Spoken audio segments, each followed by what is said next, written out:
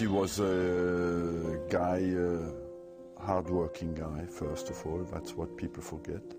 Driven by success, and who had a great ambition.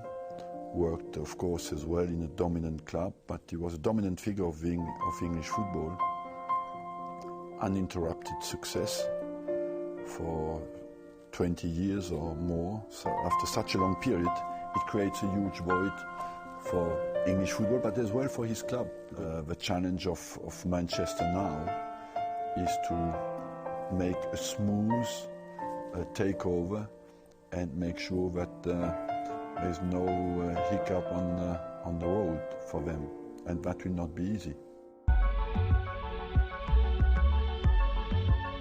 You come from east of France, he comes from north of Great Britain, so it means you are very different people. How were your relationship, personal relationship with you? Well, I must say it was very difficult for years, and over the years it has moved into more respectful attitude and more understanding attitude. It was very aggressive at some stage. It reached a point where, of course, it was at a very bad level. But over the years, because we have certainly aged, because certainly we have gained respect for each other, but it has become better. In football, you have a superficial relationship with the other managers because you meet on the day of a game. Before a game, you are all tensed and focused on your team. After the game, there's always one very happy and one very angry. So it's not the best platform to have a good exchange of views. The best way sometimes is when it finishes with a draw, but we were most of the time in extreme situations, you know. And in '98, you were the happy man, he was the angry man, as you told. Do you think your double in this season must have hurt him? It's been very hurt because there was no history of success for a foreign manager in England at all. And as well because we were 13 points behind Man United at some stage of the season, and we beat them over there at Old Trafford during that season. And that was a turning point, and we finished with a double in that season. Of course, that hurts because he's an ambitious guy, like it hurts me now not to be capable to fight with Man United. And 4 years after this double, you made it again in 2002. He talked about all the physical scrappers, talking about Arsenal. Do you remember what your response was at this moment? No, I don't remember all, you know. Because in our job, what is very difficult to get across people is that you forget what is behind you. Our job is an obsessed job with the future. You're always in the next game. What is behind you, you let people analyze it, but you're more worried about your next game. When you won the league in Old Trafford, you talked about this before. Was it still something special? It's of course, not like winning. Of course, because we won the cup 3 days before. We went to Man United on the day, and we won the championship over there. For me, it is something special when you win against your opponent on the pitch of your main opponent. But of course, you never forget that. But you must know that for a manager, to win is normal. To lose is the atrocious thing. And the scars you have inside yourself are all the defeats that you have as a responsible of a team. And I'm sure that all the managers who listen to me today will agree with that. The success is normal. What remains forever is the defeats. And we had some heavy defeats as well over there. And some fights, sometimes also. We remember in 2005 when Patrick Vieira, your captain, fought with their captain Roy Keane. Do you remember this game and the specific atmosphere on that day? Yes, of course. We had big fights, big aggressive fights with them. And Patrick was you and Roy was Sir Alex, do you think? Were they? Yes, of course. It was the extensions of our own attitude. and it was always on the edge, much more than today. And I think it's always on the edge when two teams are really fighting with each other, but that level of aggressiveness has gone out of the game a little bit today. And was it at this moment, in the middle of the 2000 years, the worst period between Sir Alex and you? It was the worst period. After it got better, but it got better as well because we were less capable to fight with them. When we built the new stadium, we had to sit back a little bit with our financial potential and play with more young players, you know, and then slowly we dropped off a little bit of fighting for the championships. We were a few times in there, but at the end the experience always lacked a little bit, and they got the best of us. But overall, in between, you had Chelsea has come in, Man City has come in with huge resources, and this aggressiveness was not directed at one club anymore. It was a bit more spread. Sir Alex said that you could ride out together to the sunset. Do you think now that he retires that it becomes a real possibility for you together to go there? Yes, why not? You know, it becomes easier when you don't fight with each other. That is for sure. Maybe our testosterone level drops as well, so it's easier to be friendly. And did you think when you arrived that you would outlast him?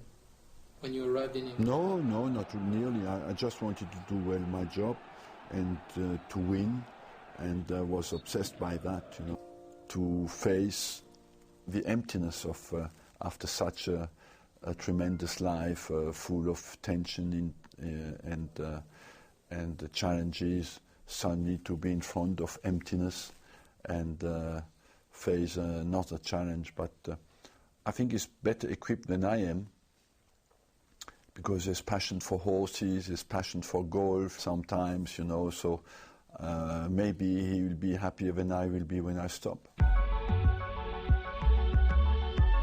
And the man's gone! What a start! 2-0 at home, 2-0 away. They have absolutely bossed this quarter-final. And Malaga are standing tall amongst giants. Borussia Dortmund have one back. It's not done yet. They've done it! Incredible! Unbelievable! Astonishing! Chasing the light I found, no hesitation. Taking my time for now, I'm running away. And I don't know why I'm here, but I think I'm getting closer for now.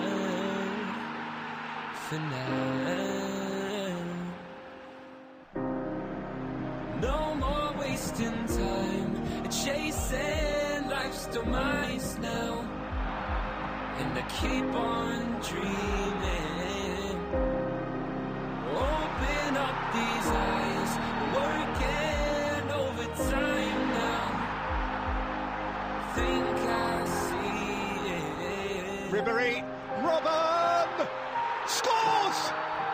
Bayern Munich! Wembley is theirs! You have Bayern, who is every year competing for the Champions League final, and then you have a separate case, that is Dortmund. Dortmund is the consequence of a good work, of a quality education, and of building a team together that is based on intelligent scouting, and a manager who has done a great job is Jürgen Klopp. So I would distinguish the two clubs. But German football, let's not forget, is dynamic, well organized, has a huge number of football players. There are 5 million people who play regularly football in Germany, and they have done a great job with their youth, and they produce the talent at the moment. If you look at the results of the youth teams, it looks like in the coming years German football will be dominating Europe. What can you say about Bayern Munich? You played against them this year. In terms of football, really, what are their main strengths, do you think? Tactical maturity, physical level absolutely above normal, and great solidarity in the team. Everybody has a very collective attitude. with a few dominant figures. Dominant figure number one for me is Schweinsteiger, and there are two flanks with Ribéry, who can of course make a difference, and on the other side Robben or Müller, who can make a difference. Dortmund in particular, I would like to know a few words to have a few words from you about Jürgen Klopp, young and talented coach. What do you think of his work with his team? He has done an excellent job, and I would like, of course, to congratulate him. I think he has created a team who plays a very attractive game based on speed, on verticality, on quick transitions, and they play a very modern game with a very talented team, and you have to give him a great credit for that. And with his team, they won against Real Madrid, Barca lost against Bayern Munich. Do you think those two Spanish teams needs to rethink their way to behave? Do they need to recruit maybe? I think there's two different cases. Barcelona looks to have reached a low point of physical level and of belief. They have reached a point where certainly that will raise some questions, because your quality can become detrimental as well, and that quality was based on the possession of the ball, and it looked a little bit like they played possession for possession, and that when Messi didn't create that verticality in their game, they were not really dangerous. On top of that, they looked suddenly very vulnerable defensively. On Real Madrid side, it looks a bit different. The potential is certainly there, and it looks like they have gone through some disagreements, some bad atmosphere at the club, I think, or from the media, because Mourinho complained about that. Where does that come from? But they've shown as well that they were very short of kicking Dortmund out. You know, had they scored in the first 10 minutes where they had the chances. That's just part. Where Madrid is not, I think in the Champions League you can go out in the semi-final on a goal or not, but where Madrid has missed this season is in the Championship, where they were too early out of a fight for the Championship. And you talked about Paris, PSG. They didn't lose against Barca, but they were eliminated. What do you think they miss maybe to reach the next level in Europe? One or two players and the bit of experience they've gained this season, so they have to buy the right players and come back and be, of course, more ruthless, because they had the chances against Barcelona. They didn't take them well, and having said that, you could see Man City. They have a fantastic team. In the last 2 years, they did go out of the Champions League group stage. People think also that PSG owners, they like you very much. What is your relationship with PSG, and did you have any offer from the Paris team?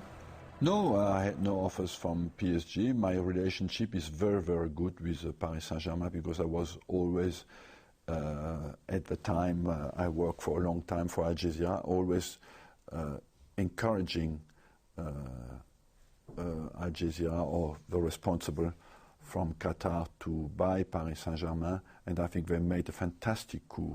Because France needed a big club in Paris, and it was not a very expensive investment, so both have gained in it, and I think it's a winning deal, and that's what is absolutely great. One question about Ajax Amsterdam. They won the title in the Netherlands. What do you think of Frank de Boer's work, and what do you think of Ajax model? Is it still working in Europe, you think?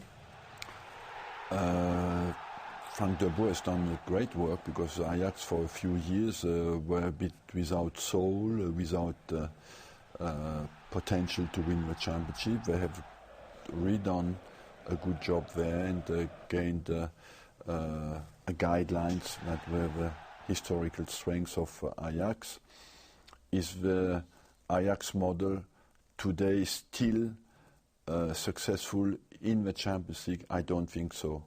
Why? Because the differential of financial potential between the Dutch clubs and the rest of the European clubs has become too big, and they will lose their good players too early. And many young players leave Holland now at the age of 16, 17, 18, so they not even have time to be successful with their home clubs.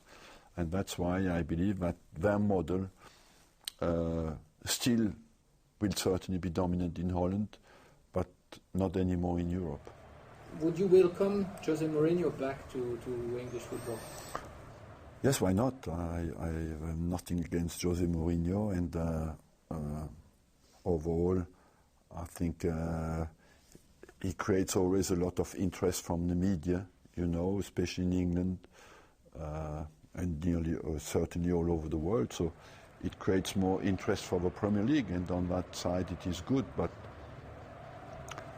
the most important is always the players on the football pitch, and it's very important for English football that after a blank year in the Champions League, basically we come back to more dominance again in the European football. And this year we were outclassed by German football, and it's important that the most important thing for English football is really come back with strong teams. Here goes Bale. He's gone for goal again! Well, it was like an action replay.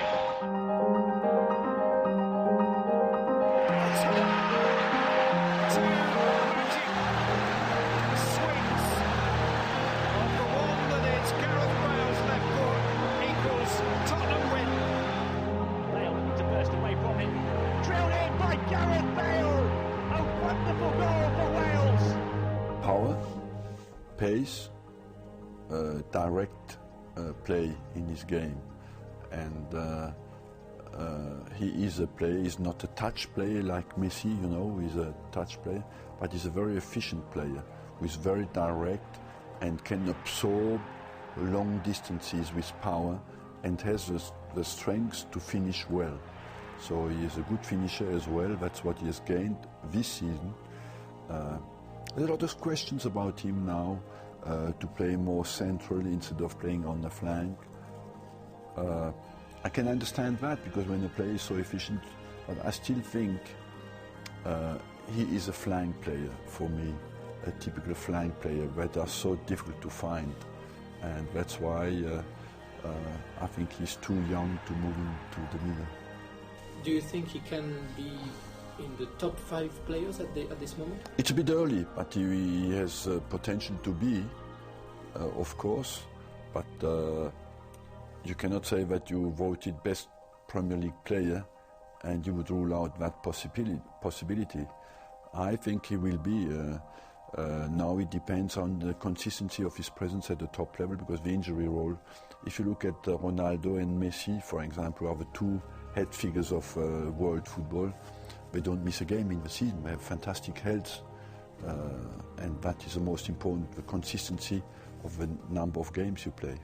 We know you know a lot of players from Southampton, just like Walcott. Did you know him when he was a teenager? Yes. And were you interested in having Gareth Bale? Yes. And we didn't take him because we had Ashley Cole and Clichy. And we didn't want to add another left back. It must honestly confess it was a huge mistake, because he can play left midfield, you know. And he struggled at the start at Tottenham. At some stage they were ready to sell him on the noises I got. And then they moved him up to midfield, and he did exceptionally well. The career sometimes of a player depends as well on playing at the right position.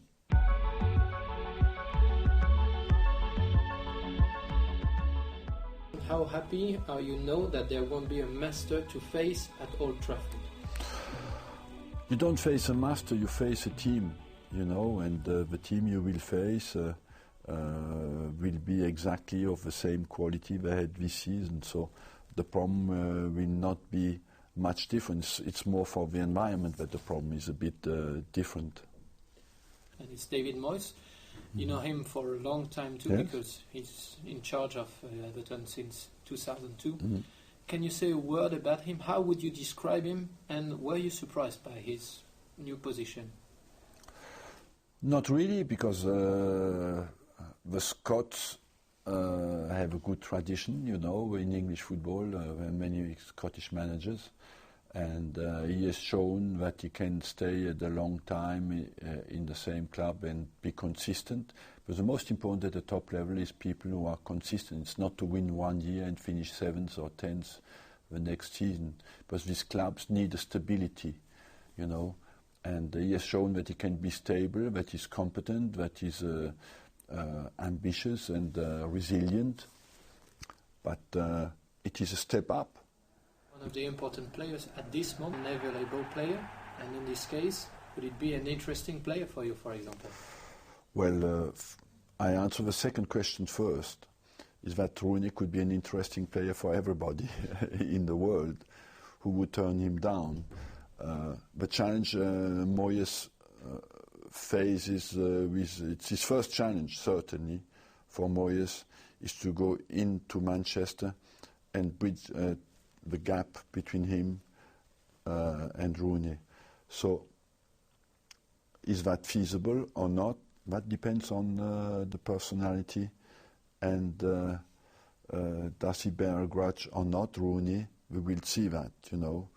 And but you face always challenges like that when you're manager. It will be interesting to see how that will be handled. Another question from Mazin Koulé. He speaks about Cesc Fabregas, that you know pretty well. He has a good season, but still lacks a bit of something. What do you think he lacks, and how do you analyze his way to behave in Barcelona? I think what he lacks is the confidence at the moment, a little bit, of being a regular player. Recently has not been that, and Cesc is such a passionate football player, a player of such a quality that it must hurt him not to play in every single game, and that's what he misses. When you come in and out, you never play with full confidence. And one last question from Tabet Khaled, I think. How do you see the future of football in the Middle East? A very different question, but how do you see that? Well, it looks like some Middle East countries have a financial potential to buy the best players. So I personally would see they could have a great future if they create a championship of the Middle East, you know, and then they could create a real interest, as long as they remain separated, the Emirates, the Qatar, Saudi Arabia, and it will be different for them to attract the best players. If they could create a championship where the Middle East countries play together and create a real championship, then they could be very interesting for their development and to attract the best players.